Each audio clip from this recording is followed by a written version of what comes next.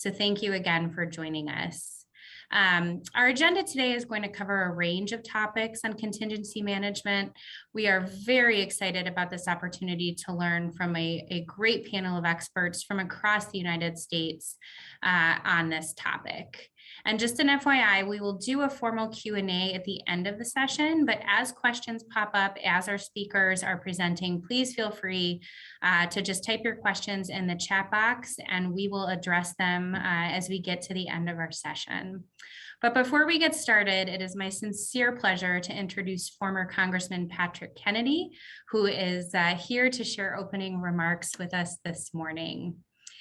During his time in Congress, Patrick Kennedy was the lead author of the landmark Mental Health Parity and Addiction Equity Act, which requires insurers to cover treatment for mental health and substance use disorders no more restrictively than treatment for illnesses of the body. As founder of the Kennedy Forum, he now unites advocates, business leaders, and government agencies to advance evidence-based practices and policies in mental health and addiction. In 2017, he was appointed to the President's Commission on Combating Drug Addiction and the Opioid Crisis, and he currently serves as co-chair of the National Action Alliance for Suicide Prevention's Mental Health and Suicide Prevention National Response to COVID-19, which is just so important given everything that folks across the country and the world are going through right now. And finally, he co-chairs the Bipartisan Policy Center's Behavioral Health Integration Task Force. Thank you so much, Congressman, for joining us here today.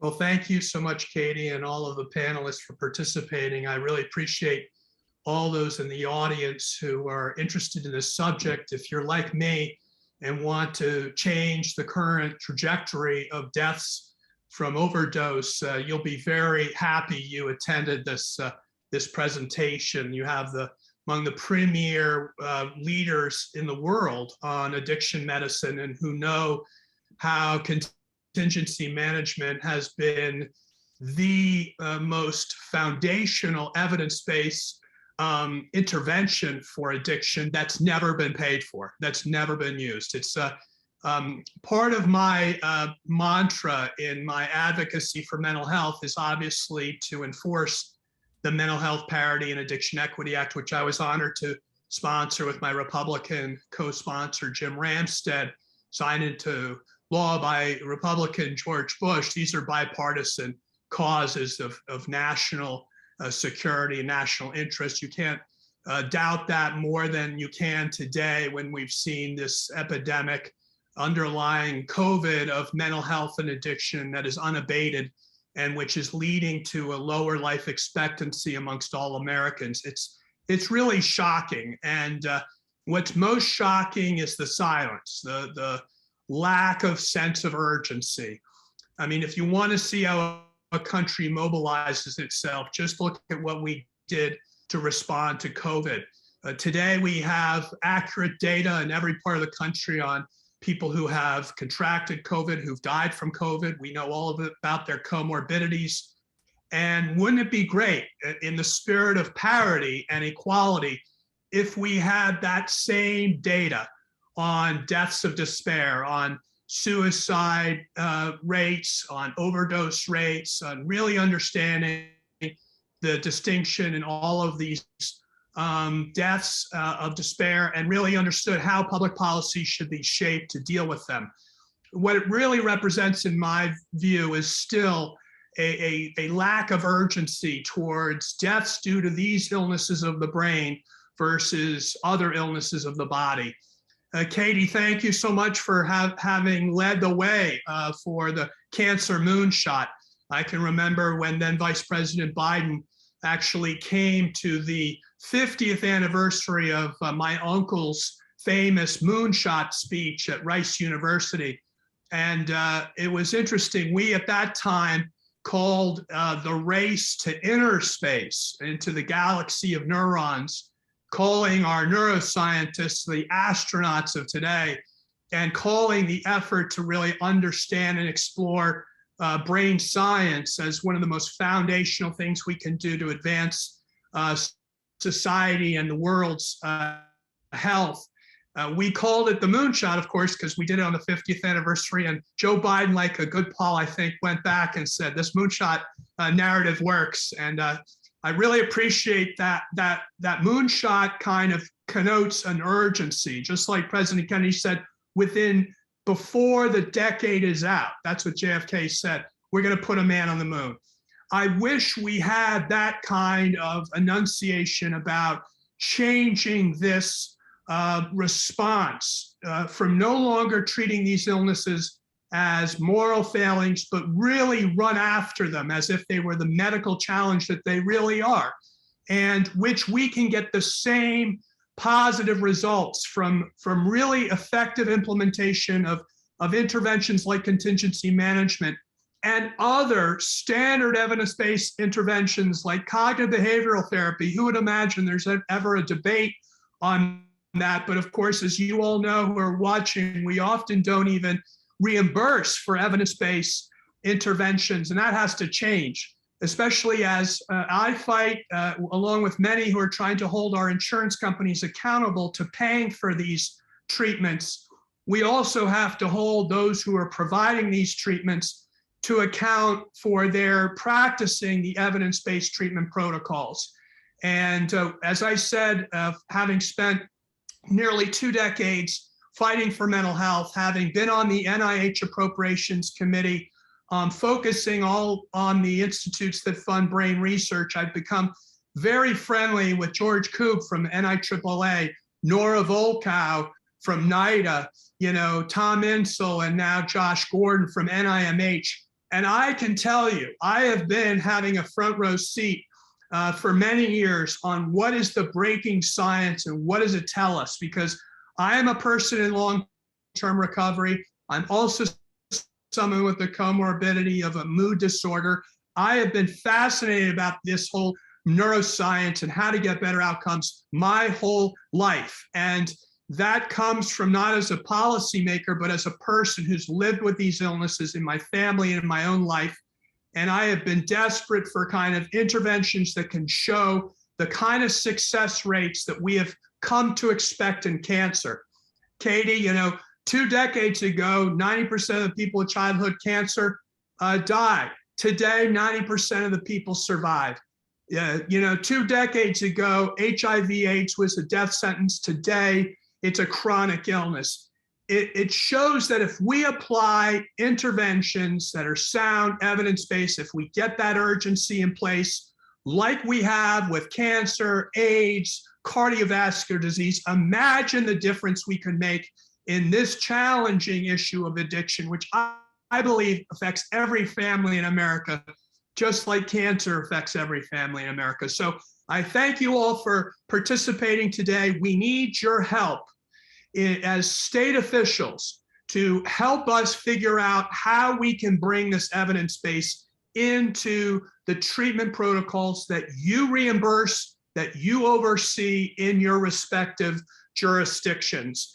You all are on the front lines of tackling this public health epidemic. And I want to say on behalf of all of us in the recovery community, all of us with family members who are suffering from these illnesses, thank you. Thank you. Thank you for your public service to our country and to all those who are neglected in large measure because of the remaining stigma that keeps people in the shadows of our healthcare system, as opposed to being embraced holistically by our healthcare system. Let's change that. And with your leadership at the local level, we can do that.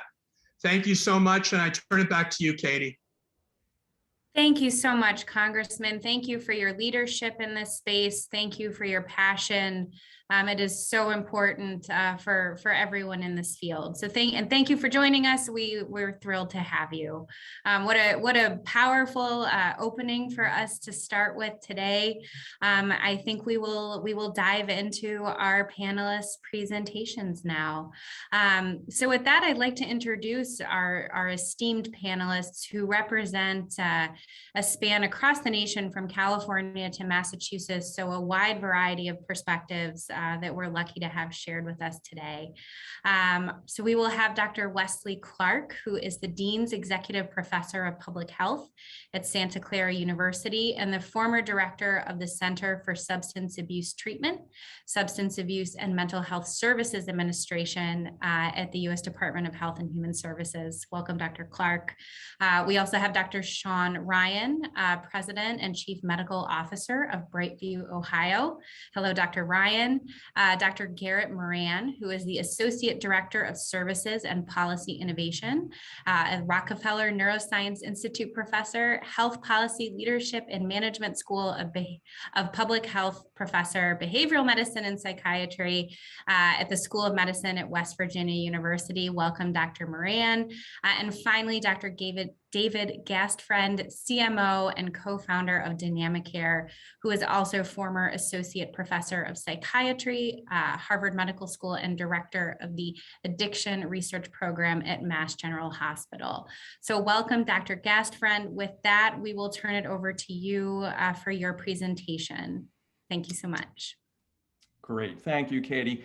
When we worry in politics about whether America is in decline, there's no question that the American lifespan, the duration of our lifespan, is actually in decline. And it's because we've been through 20 years of a drug epidemic. In the past year, the CDC estimates 93,000 people in the American public died of drug overdose deaths, and that's up almost 30% from the year before. We're not getting better. The worst is yet to come. And in fact, if you add up those deaths over the past 20 years, drug deaths in America have exceeded our COVID-19 deaths. And yet you don't see the kind of attention, focus, and decision-making that we see for COVID applied to the drug epidemic. What's worse about the current phase is that after the first wave of prescription opioids, after the second wave of the heroin epidemic, after the third wave of the fentanyl epidemic, which we're still in and still is getting worse, we have a fourth wave of this drug epidemic, and that is psychostimulants, cocaine and methamphetamine. They're back, and they're starting to kill at rates exceeding heroin and rates exceeding prescription opioids. They're approaching the death rates from fentanyl. And unlike the previous three waves, this fourth wave has no FDA-approved medication to work on. There's no prescription substance drug medicine that doctors can offer their patients. There's no buprenorphine. We don't have a pharmacologic approach. But there is a solution, and the single best evidenced approach with the largest effect size and the greatest cost effectiveness is called contingency management. So if we think about this, we have to ask the question, what is this thing? It has a lot of syllables. It's a technical term from scientists. It comes from operant conditioning. It comes from behavioral economics. And it boils down to incentives to boost motivation. So these are financial rewards to a person with a substance use disorder for working to meet some objective, valid treatment goal. So just to give you an example, contingency management is essentially giving a patient a small amount of cash that's constantly increasing over time. Or it could be a voucher for, it could be as little starting off as a hamburger or a prize. It could be a lottery ticket. All of these are given in response to objective treatment goals like a negative urine or a negative saliva drug test screen. And the goal is to switch the brain's reward center from focusing on instant gratification from drugs to initially instant gratification for abstinence and eventually long-term gratification for abstinence. and other healthy behaviors that are the things that drive the rest of us when we're healthy.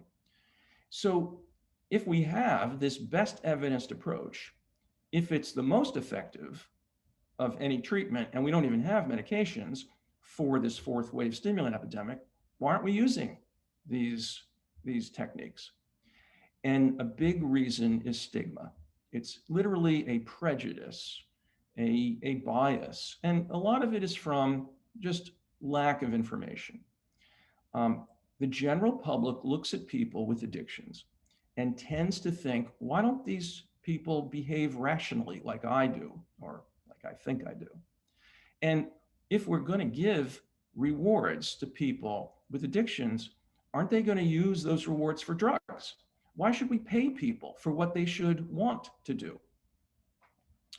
And there is a reason for this. There is a logic, there's a rationale, there's a tremendous amount of science that tells us that contingency management works for a fundamental reason.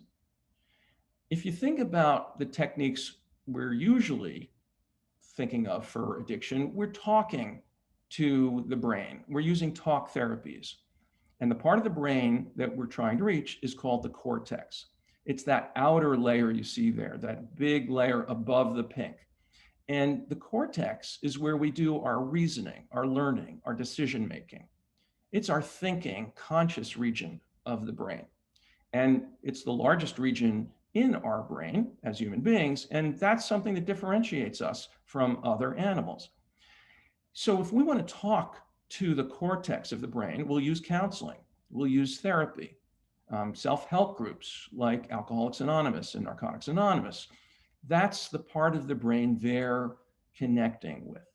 The problem is, if that's all we do, we're literally fighting this disease with one hand tied behind our back. We are not going to get the kind of response we're really seeking, because there's another region of the brain that's actually more critical, more fundamental to addiction, and that's called the limbic drive system. That's that pink region deeper in the brain that you see pictured here.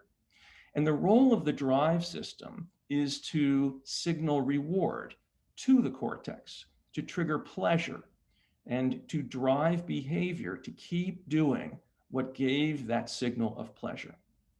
So if we want to respond to this disease, we've got to impact the limbic drive system deep in the brain.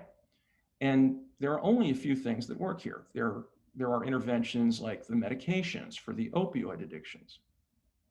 And then there are rewards and sanctions, or the carrot and the stick. So we've got to use both approaches and address both regions of the brain if we're expecting to get good responses. Otherwise, if we're fighting this disease with one hand tied behind our back, why should we be surprised if we only get a 40 or 50% response rate? If we do both types of approach, that's when we should expect the 80 to 90% success rates out at 5 years that physicians in recovery show consistently. You know, if we take health professionals and provide all of the treatments that are really available from science, we get 80 to 90% abstinent for the next 5 years. Well, those are like cancer survival rates. And that's what the science and the evidence show. So these behavioral incentives, contingency management, have been studied for over 50 years. There are 100 studies in the peer-reviewed literature showing what the effect of this approach is. And it's profound. It's not just a 10 or 20% improvement that reaches statistical significance. That's great. That would get a paper published in the literature, but it's not going to produce a change in this drug epidemic. Instead, contingency management actually doubles abstinence rates.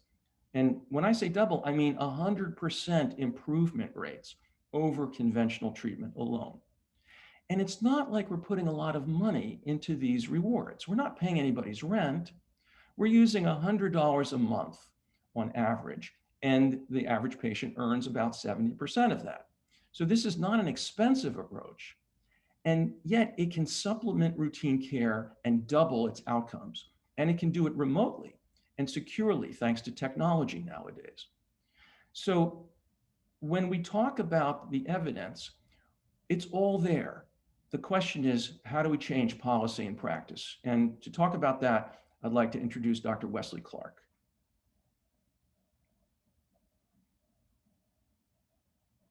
Thank you, David. I think your points were very important points to keep in mind. I'd like to also remind the audience that we also use incentives elsewhere in healthcare without a whole lot of controversy. We use it for smoking, obesity, for prenatal care, for initial visits, et cetera. And incentives have also been used in the recent issue with the pandemic. We know that legacy treatment models need to change to evidence-based models. We're spending a lot of money on treating something, and we're using things that don't work. One of the policy barriers, of course, has been, as you pointed out, this issue of stigma regarding substance use, not as a disease of despair, but as a disease of moral failure, and that is problematic. Another problem has been the perceived HHS Office of the Inspector General obstacles of what's called safe harbor. And that safe harbor notion is if you do these things, according to the OIG, you won't be investigated. But the real issue is, as the OIG continues to point out, is that they fear waste, fraud, and abuse when you're using cash incentives, or unrestricted gift cards in any kind of treatment setting, whether it's for primary care or is it for substance use disorders. However, they do spell out certain guardrails which limit the issue of waste, fraud, and abuse, and things like incentives that result in medically unnecessary or inappropriate care are things that are illegal. Advertising patient incentives to steer patients away from other providers or to encourage patients to engage in care is not permissible. And using incentives for the purpose of increasing fees is not permissible. And then, of course, making sure that there are adequate protections in place against fraud. And that's applicable not just to contingency management, of course, but to the public funded healthcare delivery system in general. Now, with technology, with an adequately structured contingency management program, we can promote a low burden accountability on the treatment program so that you can put in place contingency management. And there are existing federal funds that could be used for the treatment of contingency management. One is the State Opioid Response Grant, or the SOAR grant. When SAMHSA promulgated its initial response to the methamphetamine component of our drug abuse epidemic, they limited the SOAR grant to $75 under a mistaken impression that the OIG restricted the nominal incentives to contingency management. And that was in May of 2020. But later that year in December, the OIG made it clear it was not the $75 that they were concerned about. It was cash incentives and unrestricted gift cards. What they said was we would not oppose it, we would just scrutinize it. You could also use American Rescue Plan funds. HHS has a block grant that goes to every jurisdiction in the country. And of course, CMS has its 1115 waiver, which they've used to approach innovation in the delivery of healthcare, and that those innovations can be used to apply to contingency management. I know that California has proposed using their 1115 waiver and has a pilot project that's moving forward. And so other things in the policy arena that could help facilitate contingency management adoption would be the provision of billing codes and reimbursement and innovative payment models to facilitate the use of contingency management at the ground level.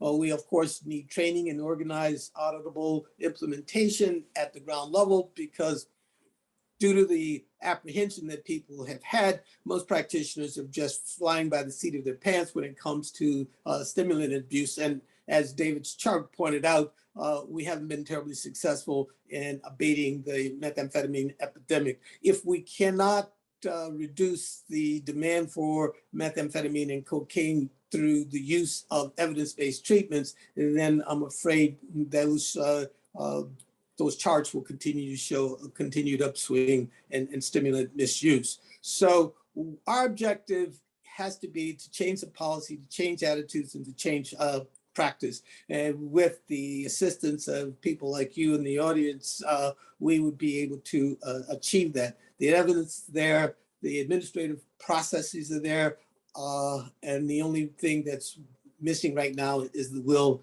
to deal with this severe death of despair phenomenon. So with that, I'd like to move to our next speaker, which is Sean Ryan. Dr. Ryan, you're on. Thank you, Dr. Clark. So just a few minutes of background as to how I got in, or Brightview Health got into the situation.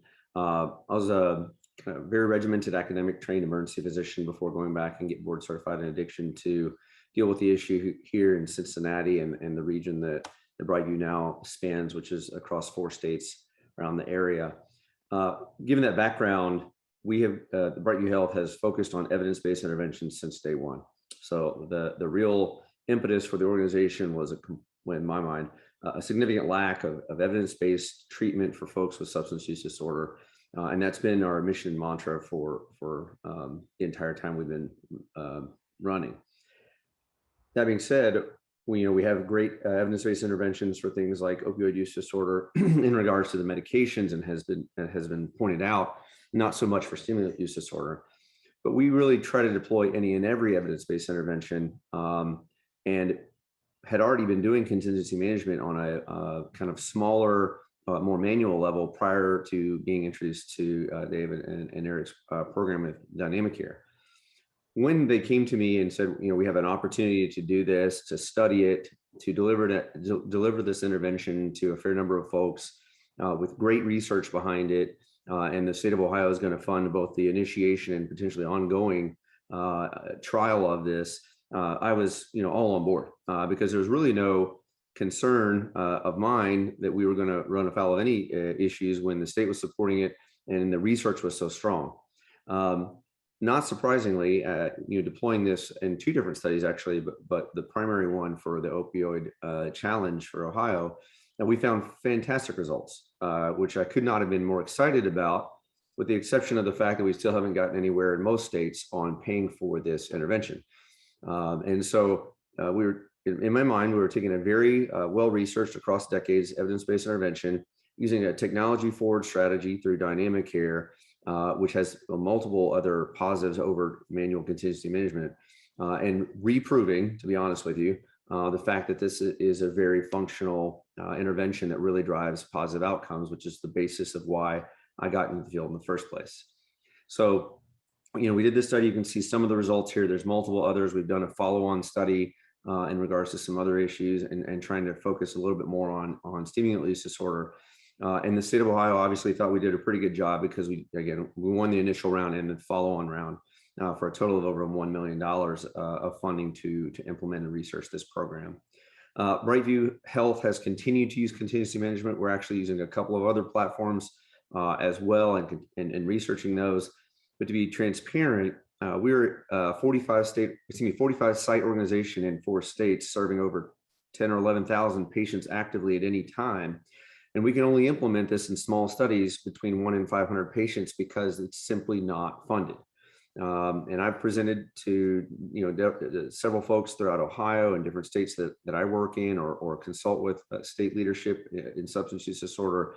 And I agree with the folks that have talked, especially starting with Mr. Kennedy's call to action. To some extent, we are way behind on a very functional, cost-effective, evidence-based intervention, and we're not using this in the face of an overwhelming tsunami of substance use disorder deaths.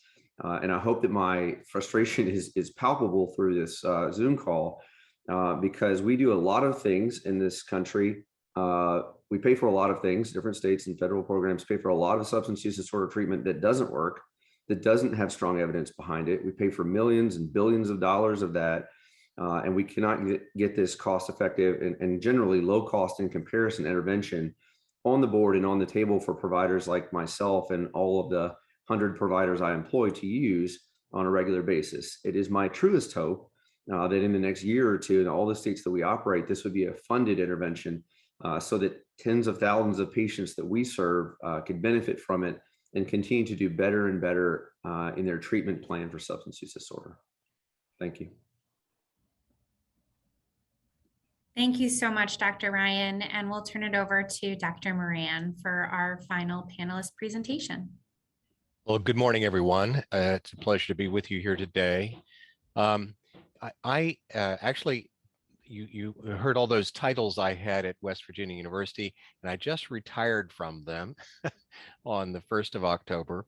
But I am continuing to serve on the Governor's Advisory Panel on Substance Use in the state, and also continuing to serve as the principal investigator of the Academy for Integrating Behavioral Health and Primary Care, a program funded by the Agency for Healthcare Research and Quality. When addressing the addiction crisis in West Virginia has been really challenging. As most of you are aware, we've had by far the nation's highest overdose death rate, not nearly double what it is in most of the nation. The good news is that we really feel like and felt like we knew how to address opioid addiction, and we were really starting to make progress. I don't know whether you can see this graph, but what I wanted it to show is that you had the various waves of addiction, but fentanyl, which is the highest, that top yellow line on the right there, was starting to bend. We were starting to get some downturn in that, but the line below it is the incursion by methamphetamine, which was growing rapidly, going straight up and serving as an increasing contributor to the death rate in the state. So we had the technologies, except for full-throated implementation on opioids, but we didn't have a technology to address the methamphetamine addiction that was a growing problem in the state.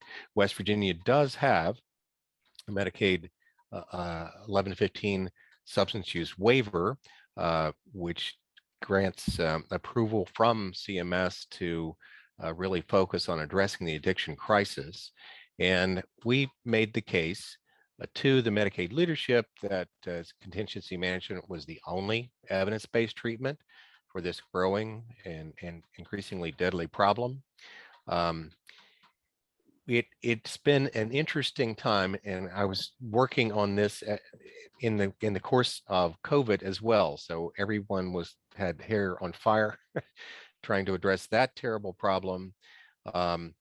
But we talked with the Medicaid leadership, and they agreed to a pilot implementation with Medicaid funding for it, only if all three of the state's managed care organizations agreed. So then we had to work with them. Two of the three are national in scope, and the third is a local program.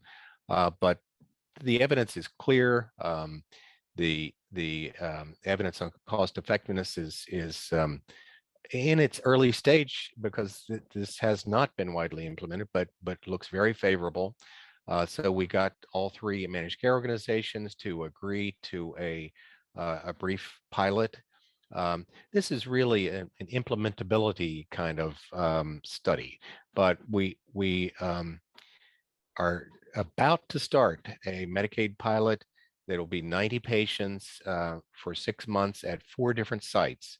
And the Medicaid program wanted to make sure that it would work in a range of sites. So we've got a federally qualified health center, a comprehensive community behavioral health center, and 2 specialty substance use programs that are affiliated with 2 of our state universities.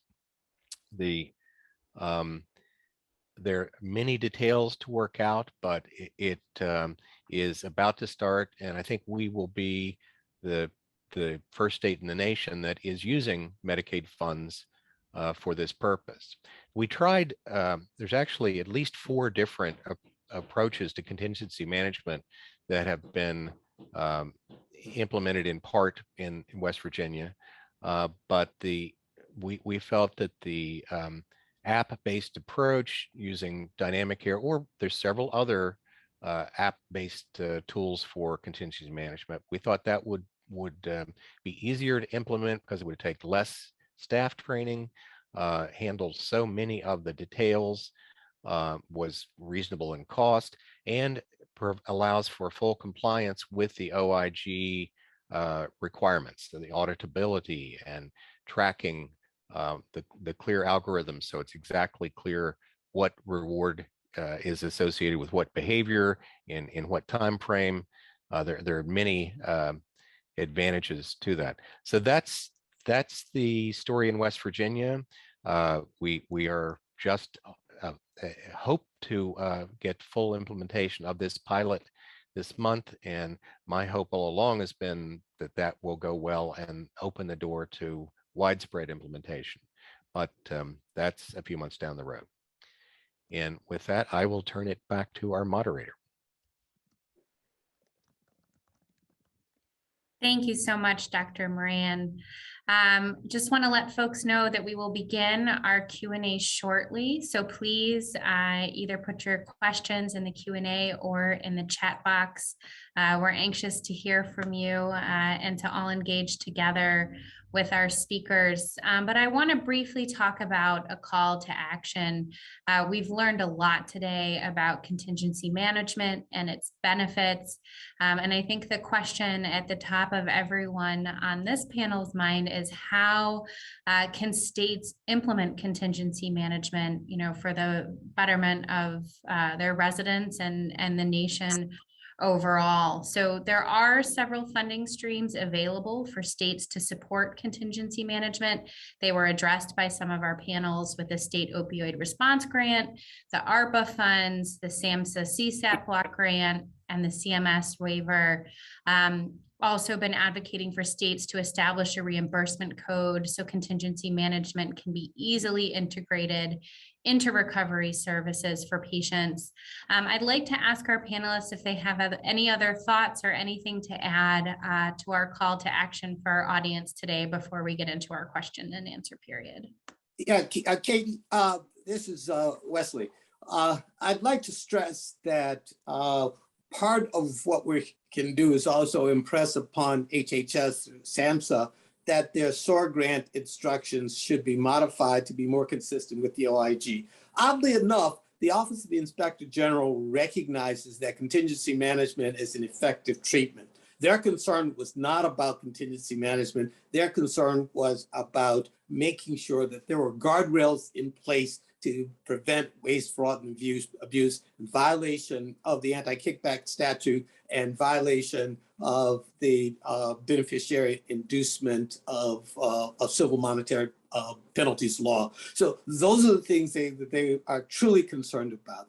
And with the appropriate structures in place, we can respond to the OIG's concerns. So we're also approaching organizations like NASADAT to get the SAMHSA to modify its instructions to remove the artificial limit of $75 to make it much more appropriate and consistent with the evidence that the literature shows.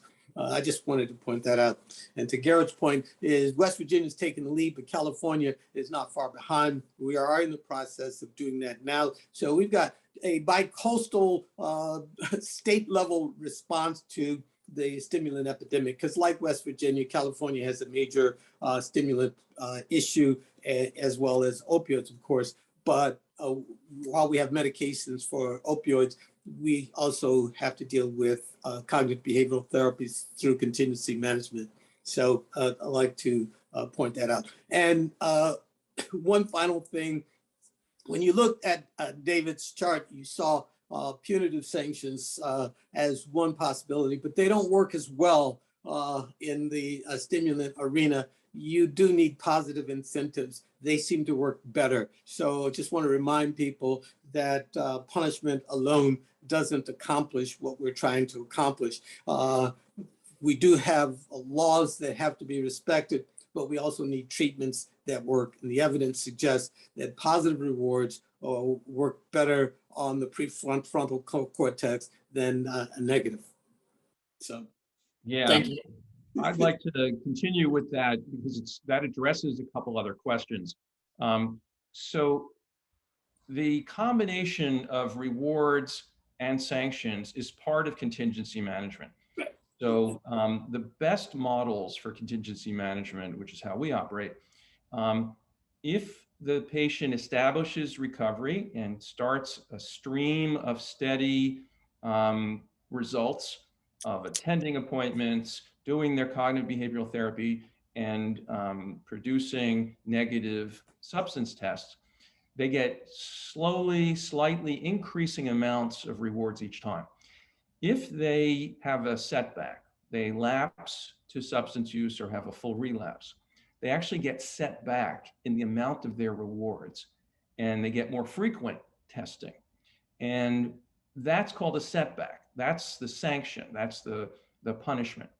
But they also get the opportunity to step back into their rewards or be restored and to jump back quickly if they can get back literally on the wagon, if they can get back into abstinent effort quickly. So it's that combination of prompt rewards, setbacks, the opportunity to restore themselves that incorporates both the rewards and sanctions model. And it works with medication-assisted treatment. Dr. Ryan's program, actually 90-something% of the patients were on buprenorphine for their opioid dependence. And yet the use of opioids was still persisting in some patients. And so the addition of contingency management beyond the control group, which was getting outpatient counseling, buprenorphine, and in some cases, more intensive intensive outpatient treatment, that rate of abstinence was doubled in the intervention group that also got the contingency management. So I might follow up on what Dr. Gassner was talking about to speak to the financial piece of this for a second. As the chair of payer relations for American Society of Addiction Medicine after Dr. Clark was, and currently chair of federal policy, very much understand, still see patients every week, but also work at the 50,000-foot view of state and federal budgets in regards to substance use disorder treatment. And I'll make two pretty broad statements. Back to what Mr. Kennedy said, we definitely have a significant need to expand funding somewhere in the neighborhood of 10 to 100-fold of what we are currently spending to get a hold of this crisis. That being said, there are ways like contingency management programs and platforms like Dynamic Care to do better in a cost neutral or budget neutral way if that is the only way we can move forward. So I just want to make sure everybody understands that we really do need to spend a lot more money as a country on this issue, and there are proposals to do so in Congress at a substantial level, and that needs to happen. We need to meet this issue with funding and resources commensurate with the magnitude of the problem, just like we did with COVID. But that, if that is not on the table, which it absolutely has to be honest, we are still able to take funding that is currently going towards non-evidence-based, non-effective treatments and apply it to things that we know to be true, we know to be effective, like contingency management. And I'll give an example. In the state of Ohio, a single session of intensive outpatient therapy is paid at approximately what the entire cost of a month of Dynamic Care or similar platforms are reimbursed. So my original background was actually at business school, and then went to med school and then back to business school. So I've walked this line of finance and healthcare for 20 years. And this is probably the most frustrated I've been in understanding an intervention that's so effective for a disease state we know is detrimental to the health of our citizens. We're paying for things like abstinence-based therapy at very large scale, very high unit-based costs and very large scale to the tune of billions of dollars in this country, and wasting those monies on things that are not working, to be very direct. And I just want to make sure that the folks that are listening on this conference understand how serious the issue is and how we're not applying things that work because of the barriers that Dr. Gasparin and Dr. Clark have laid out, which at the end of the day are based in stigma. I've had conversations with multiple folks across state and federal situations where the statement, well, we can't possibly pay folks to do what they should be doing anyways. That is not what this is about. You know, that's not what we're talking about today. We are more than willing and happy, and I've participated in Medicaid program strategies where we've paid, mothers of newborn babies to do certain things that we know are good for the baby and the mom so that they'll both have better outcomes. We pay diabetics to do things that we know will make them have better outcomes, reduce costs in the long term, and everybody wins. This is exactly what we're talking about. And what's really good about this program and others like it is that there's a lot of controls and data that are available, such that the gift cards and such can be used or kind of restricted so that they aren't used for things that we wouldn't want folks to go buy alcohol and cigarettes and such and so on. So, contingency management baseline, excellent intervention, not paid for really anywhere. The contingency management that Brightview Health does is self-funded, which is not appropriate. I actually said yesterday to a state official locally here, it should sound crazy that anyone would ask a Medicaid primary behavioral health organization to pay for their own interventions. That should sound bizarre, and that's what we're doing today. Yeah, and the reason states like, actually the first state to introduce a statewide model for contingency management was Vermont, using NIH funds. West Virginia is the first to use Medicaid funds, so that's really the breakthrough. California is setting up, as Dr. Clark mentioned, and there's several others that are putting their treatment programs into training in contingency management. But the limitations on the spending are really the obstacle. And it doesn't make any sense because the Washington State the Washington State Institute on Public Policy has done an independent analysis of the cost effectiveness of contingency management versus a variety of other beneficial evidence-based treatments. And they've looked at the dollar spent on methadone or buprenorphine, which generates more than $1 in public savings. But that's a fraction of the additional benefit that contingency management generates, which is multiple times more cost saving. And that's the reason the Biden administration has put into its year one drug czar's office priorities that we've got to expand contingency management. But legislators can really help by directing CMS to establish reimbursement codes and payment levels for contingency management. That's number one. Direct CMS to establish the billing codes and the payment levels for reimbursement. Number two, legislators can do a lot if they direct SAMHSA to notify the states that they can use their state opioid response grants for full value contingency management if they follow the OIG guardrails. And those have been analyzed and they're available and it's very clear. And finally, the whole federal set of agencies involved in healthcare, HRSA, NIDA, CMS, HHS, need to be pulled together. And they're starting to do this, but they really would benefit from political support to say it's time to introduce this within states, not as an experiment, not as research, not as pilots, but as a routine part of standard care. It's ready for that. The research is well established.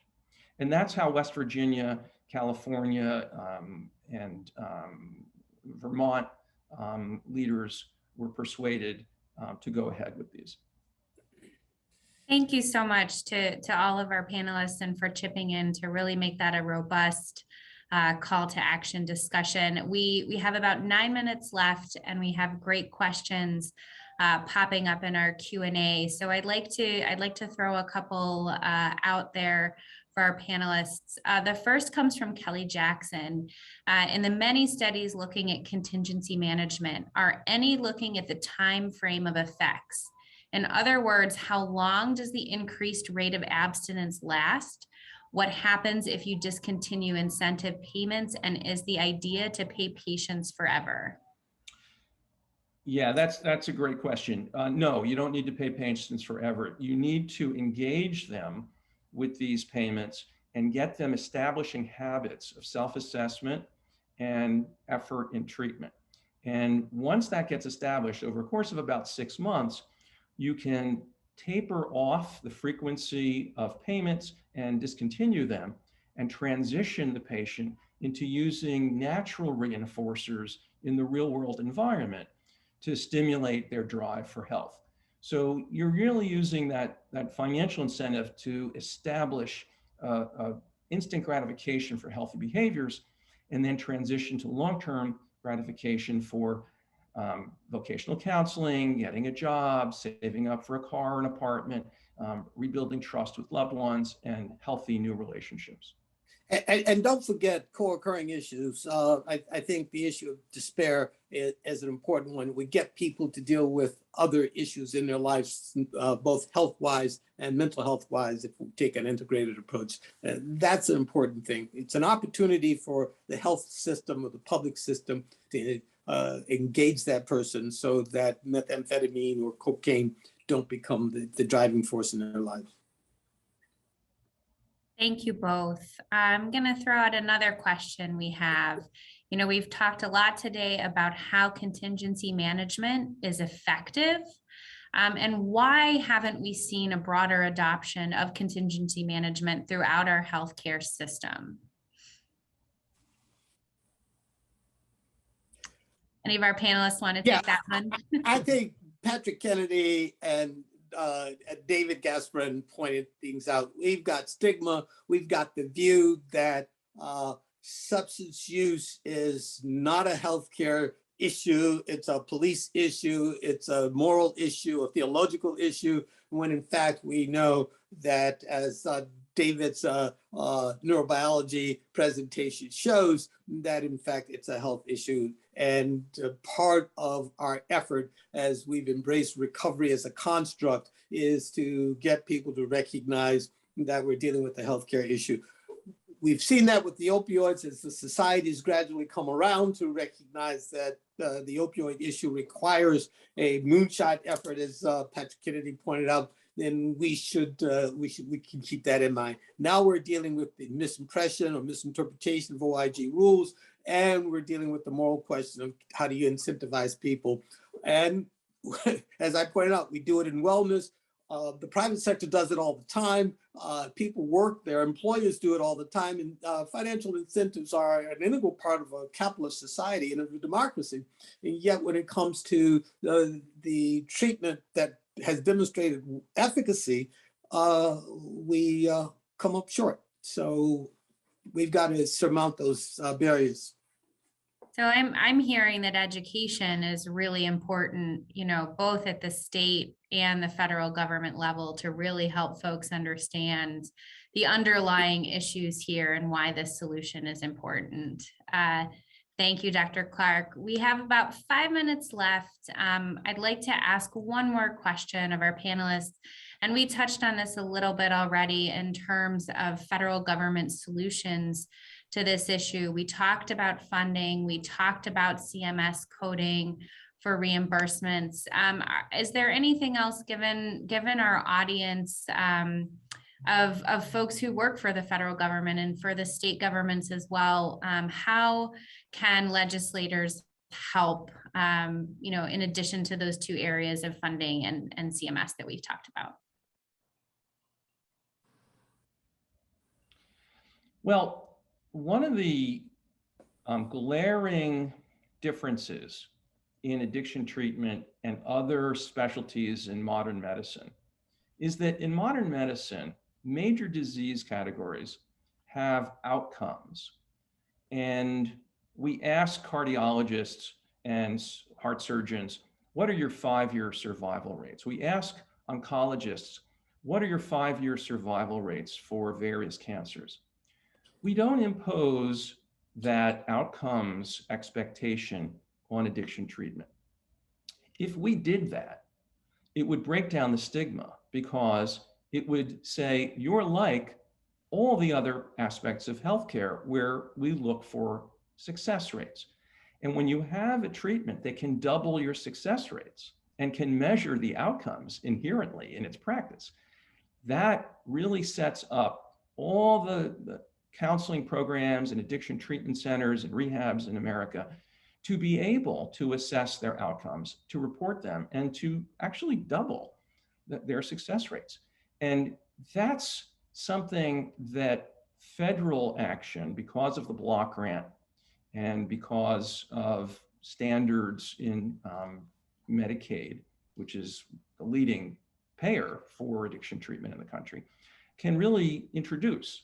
So it's really ready. The field has the science. It just needs the political will and the expectation that if I take my nephew to a program to get treated for his addiction, I want to see him get better. How do you guys do? And that's the kind of thing that we would expect for, taking our mother to an oncologist. We should treat addiction like a disease. Thank you, Dr. Gastfriend.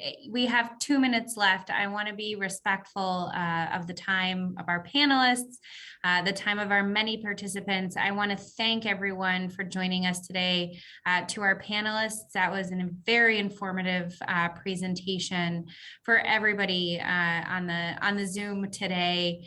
I really am walking away with an understanding that we need to reframe how we look at this issue, and that really requires some work in the education department to really help folks at our government level understand the science behind this and the effectiveness of this of this way of handling things. So thank you so much, Dr. Gastfriend, Dr. Clark, Dr. Ryan, Dr. Moran.